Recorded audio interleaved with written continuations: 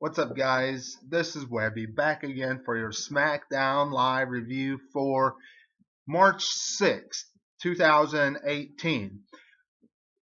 5 days away from Fastlane, 5 days away from SmackDown's final exclusive pay-per-view, because WWE has announced on the emails that they sent out that after WrestleMania they are joining forces on pay-per-views. Raw and SmackDown are.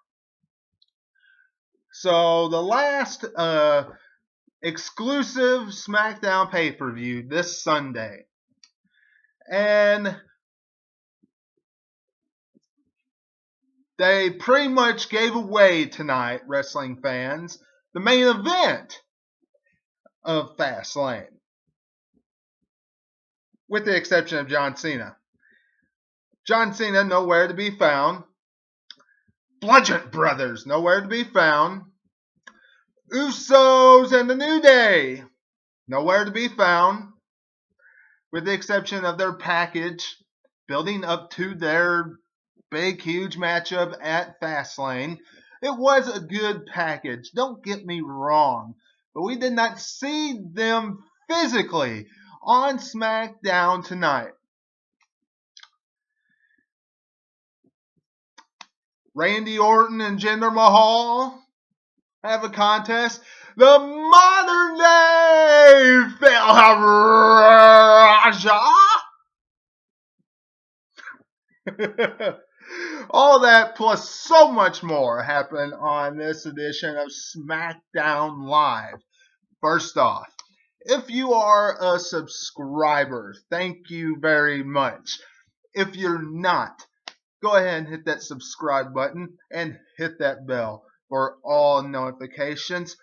Follow me on Facebook at 2007 Webby. We are up to 118 subscribers on the channel. Much appreciated. A lot of hard work goes into this channel for you wrestling fans. Go back and watch Monday Night Raw review, where they had a horrible night last night. Absolutely horrible. Go back and check out the review. Tomorrow, I will have preview and predictions of Fastlane, and Thursday, I will have Impact Wrestling review, Sunday, Fastlane review. Now, as far as SmackDown tonight, I'm not saying that it was a terrible show. I'm not going to sit here and rip into it like I did Raw last night. But overall, I mean, come on. For a final build, going into a pay-per-view, the WWE was lazy. And how they book some of their characters, wrestling fans,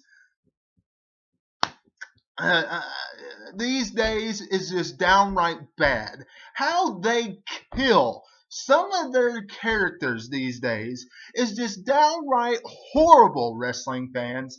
All you have to do is look at Rusev Day, Rusev Day, Rusev Day, Rusev Day. It's Rusev Day. That's all you have to look at, wrestling fans. The most over character on SmackDown Live, arguably one of the most over characters, outside of AJ Styles and Shinsuke Nakamura, those type guys. Rusev, right up there.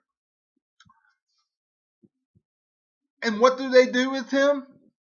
What do they do with Rusev? Are you kidding me? Hashtag Road Dogg doesn't know how to write for a show. Hashtag Road Dogg sucks at writing good television. They buried talent that has gotten over organically just because the WWE does not want that talent to be over in this way. The WWE does not want Rusev to be a baby face. So what do? They put him up against Shinsuke Nakamura at Fastlane just to get buried by Nakamura. That's it. That's all that's going to happen. And I'm begging somebody out there to dispute that. No one will be able to.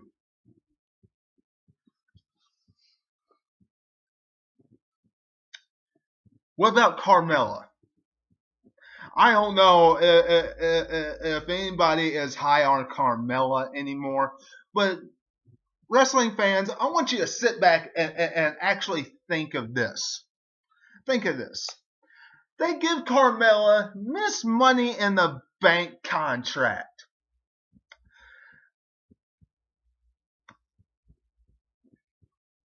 Now, whether James Ellsworth helped her or not, they give her this contract. And what has she done since they given it to her? Loss after loss after loss after loss after loss. Once again, Road Dogg, what are you doing? What are you doing? Do you not know how to build up a talent? To make them look strong? She is Miss Money in the Bank. Aren't they supposed to look good if they hold on to that contract? Give me a break. No. You're supposed to get the contract and then lose all the time. Make the WWE Universe think that she is a waste of talent. Absolutely ridiculous.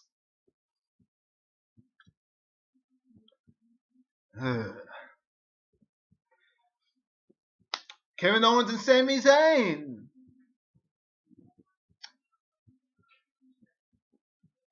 Okay. Whatever. Sami Zayn says that he's going to just lay down for Kevin Owens. We know that's not the case. It's crumbling. And it really showed tonight that it is going to happen, and we're probably going to see Sami Zayn versus Kevin Owens at WrestleMania. When Sami Zayn picked up the victory over KO tonight in that Fatal 5-Way contest, which was a good matchup. Don't get me wrong. Which was probably the main reason why they had the match to begin with. However, why on earth are you giving us that match 5 days away from the pay-per-view? You could have had a couple singles and a tag team, or a tag team and a singles, or something. Now, I didn't want some predictable tag team matchup or a handicap contest that WWE usually spits at us for the main event, like I thought Shane O'Mac was going to give us, because that's the usual stuff that we get each and every Tuesday night. However, did it really have to be the Fatal 5-Way? Absolutely not. With that being said, the one match that was really good was AJ Styles versus Dolph Ziggler That was a clinic. That was a classic. That was a fantastic match for us wrestling fans until KO and Sami Zayn came down and caused a double disqualification. But AJ Styles and Dolph Ziggler put on a clinic, stole the show tonight in the main event. No question, though. No question. The Usos and the New Day, their package was fantastic, and the fact that they're going to go face to face in a tag team contest at Fastlane, that will be one of the matches, if not the match, that will steal the show this Sunday. I'm just banking on that. And I will go into more in depth on that tomorrow on my preview and predictions podcast. Randy Orton versus the modern day Maharaja Jinder Mahal. Now, Jinder Mahal and Randy Orton one-on-one, with Randy Orton losing again to Jinder Mahal.